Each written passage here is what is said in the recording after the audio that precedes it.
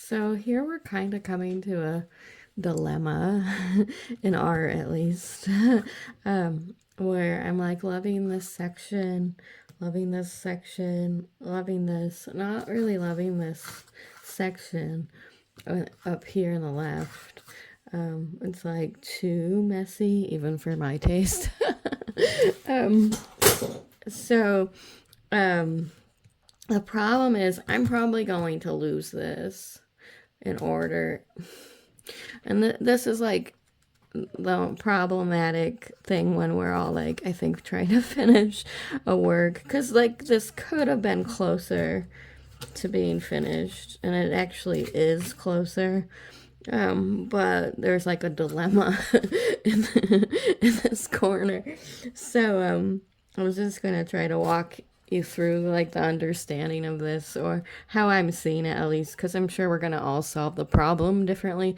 Actually, if you think about like creating and painting and whatever you're doing, you're just trying to solve your own like problem with the way, with your perceptions, with your experiences, with how you see it, maybe even with your pain. Do you know what I mean? Because do you ever hear a sad song, or did you ever put like a really intense emotion into a piece?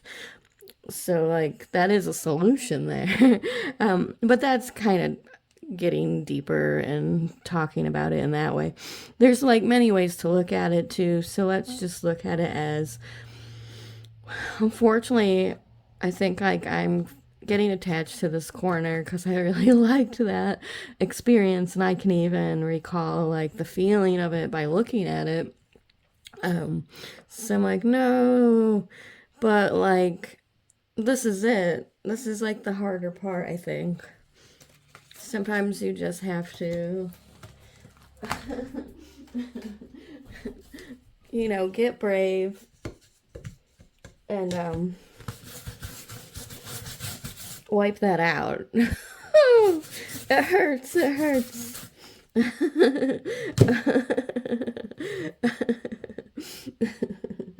And that's like kind of the silly game us artists play.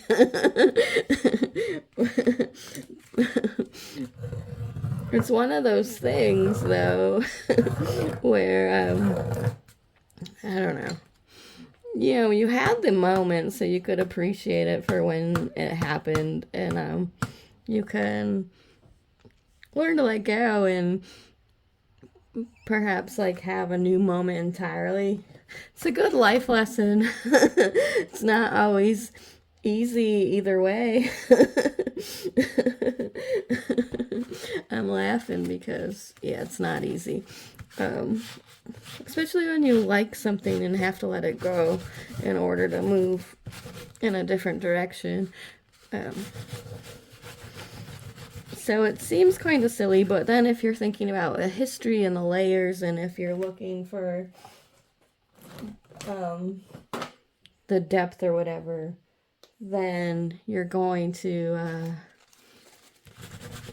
have to just get brave and wipe it out.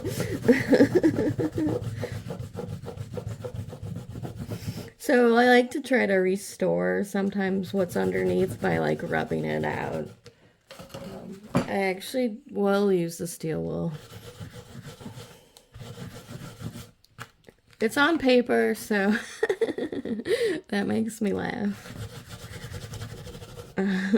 There's something that I just love about, I guess, I didn't always love like having to like start over again.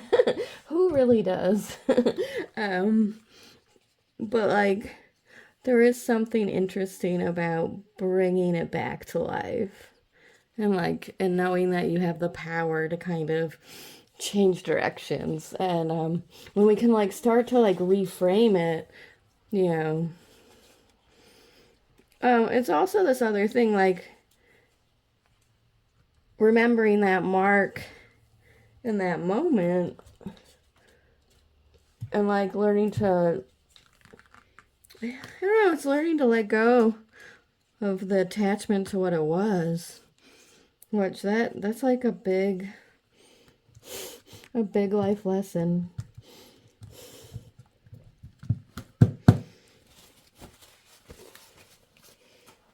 it's hard when you have to change it up in order to bring it back. But it's also a great teacher in the sense of knowing that it's possible, like to have a new experience and to start over.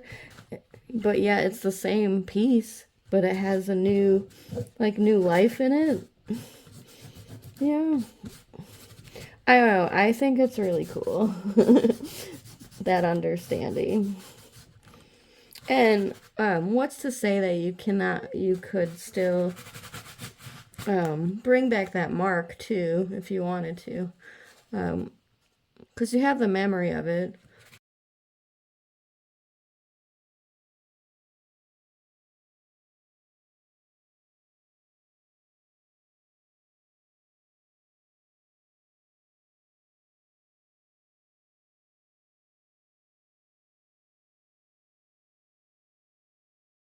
Because you're looking for the representational aspect of it. But in this regard, I'm just looking for like an expressive and experimental and raw aspect of it anyways. So I'm kind of interested in what happened underneath. Like you can see the remnants of it there a little bit. And then like that just ripped out. So basically it's like about having that conversation. How can you go back in and I don't know, appreciate what was, but like let there be something new. And it's still kind of the same conversation, but it's just now in different context. Like and you don't know like where that moment is gonna lead, where is it leading you. So it's about having that like more and more awarenesses in that. At least this is how I see it. You don't have to agree. Just talking about it from the way I see it, what I'm thinking. Like if it helps you, then cool.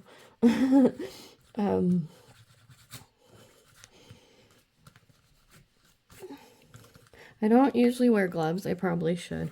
I just don't. I'm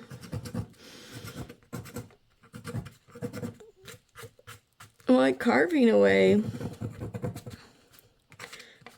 and thinking about that. Like how can I move on from that point?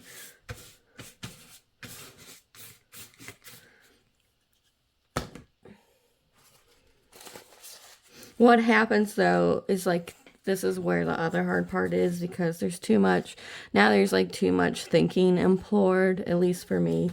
So I can tell that I'm like that creates a hesitation. And that's probably now like I'll move on, because I don't want to feel that way in the work. Like I don't assume, and that's why I like to work in multiples or series or even quickly, because the less I can think about it, the better.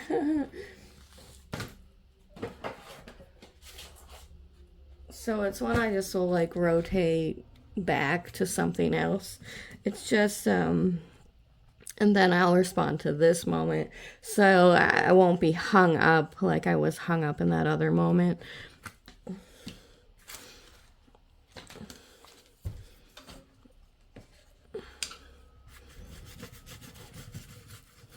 So it's not just working in a series, it's also working quickly within a short duration of time.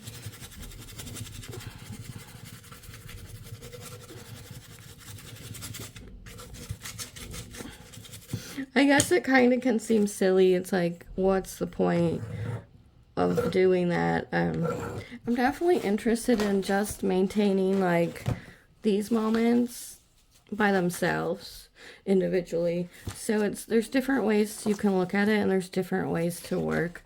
Well, these are just more drawings, but these drawings and moments, oh, sometimes they're silly.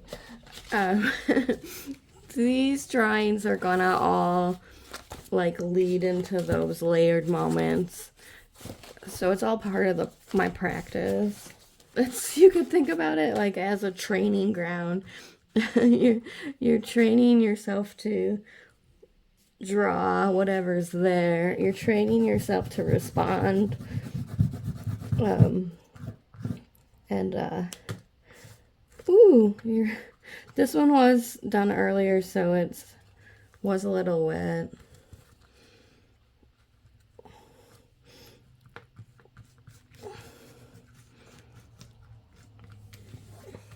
Kind of training yourself to feel the moment, or like this. I just saw the color and I know that it goes there. But so the more you can identify, well, the things you really enjoy and love, and do it over and over and over again. And then the more you can get braver in like being like a little bit silly, a little bit crazy, the more you can kind of enter into the moment and the mark. And also, not everyone's probably looking to scrape into their paper. So, but that's like what happens when you identify with what you love, right? So like you know that you're looking for that as an individual. Like I want to scrape through. I want to see a rip. So there it is. But maybe it takes time to admit that, or you're unsure of it in the beginning, and yeah. But I think that's by doing the work you get closer to like the understanding of what's going on internally, and then that's gonna naturally come into the work whether you like it or not, because if you keep going you're not going to be able to stop your natural inclinations. Let me tell you.